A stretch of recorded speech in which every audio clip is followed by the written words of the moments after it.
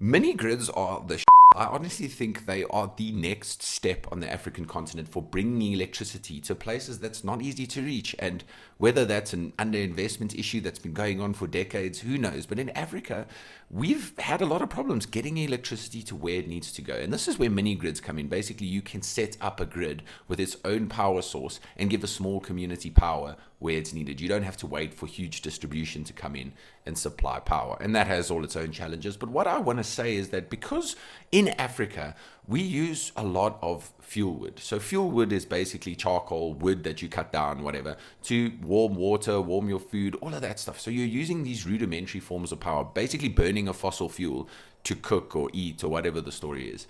And if you look south of the equator, about 9% of global energy supply goes to fuel wood. So that means 9% of total energy, if you look at it around the world, goes to burning fuel wood. And a lot of that time it's for cooking and heating water.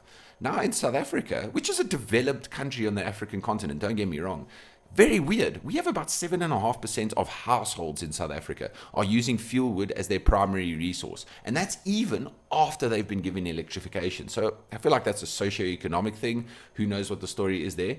But if you believe some other numbers, it can be up to 32% of households which are not using direct electricity to heat water or cook food and stuff like that.